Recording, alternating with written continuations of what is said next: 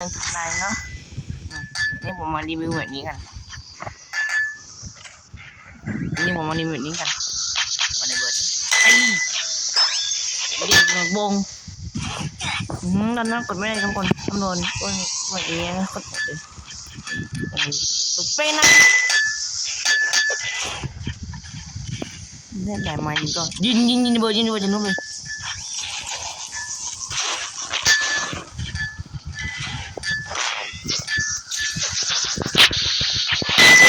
ไปโดดนี่ไงยิงตื่นเดี๋ยวที่เลยดูดีด้วยจอยเดินดิว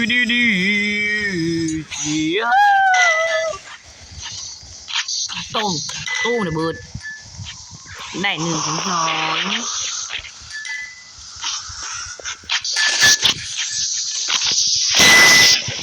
ดีเลยบุกอุ้นกับมันดีอุ้นกับยังไงก่อนมันตายเลยตายเกิดไม่ได้ยังไงพี่ถึงกันแจ็คเคก็ดังทุกใครเขาแทนเข้ากัชเราน้องทุกใครเขาเราเกิดเราเองเป็นที่นี่อย่าไปขนอย่าไปชนอย่าไปขี้ยึด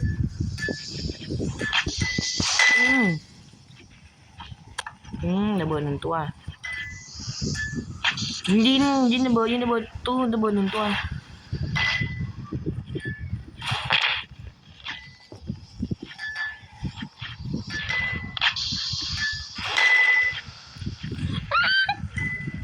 ไปร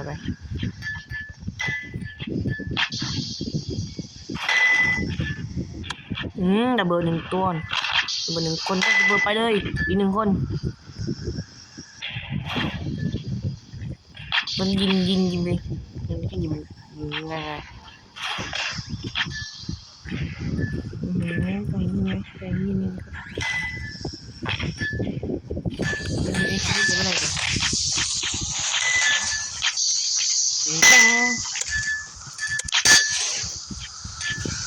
ยิงเบคอนไหมไงวะ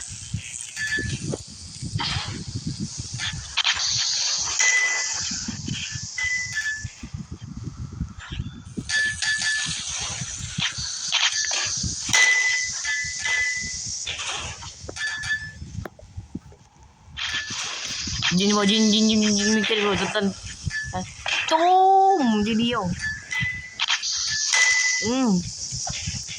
เต้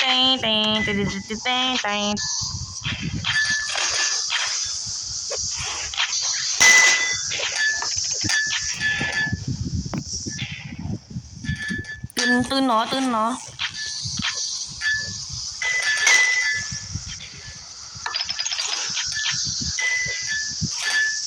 กดตีชั่วโมงเลย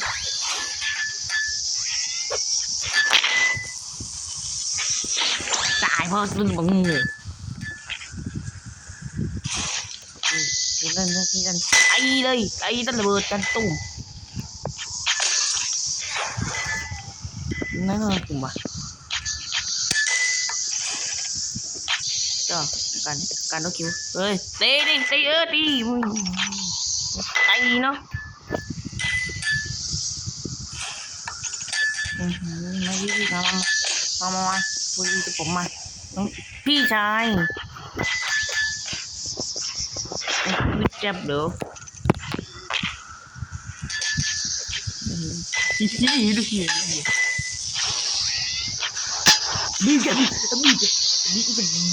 บูกัน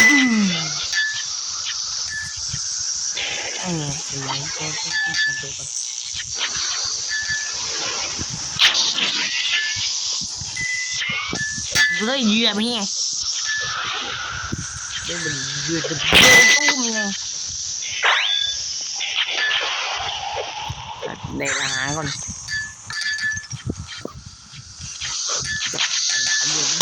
ดมต้นระเบิดกันตุ้มไง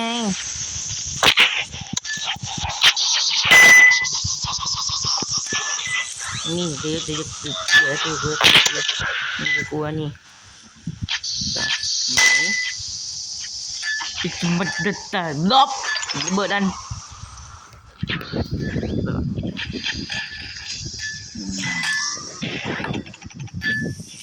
ผมนี่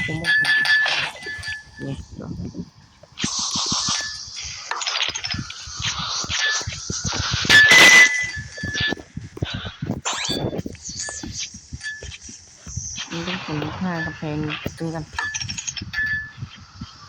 นี่ที่ดอกไม้ผมนี่ก็จิ๊กมาทานตัว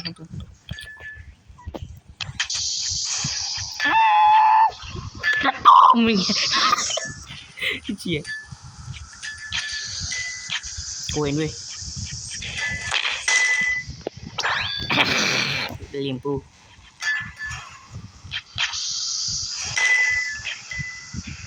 ไม่โดน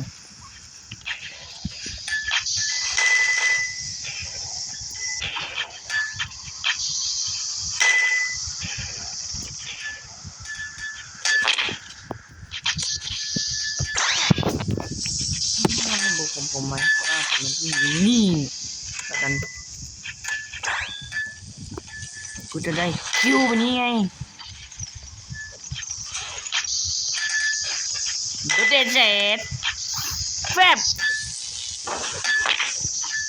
เด็กกับผู้ว่าไงเดี๋ยวข้ามมา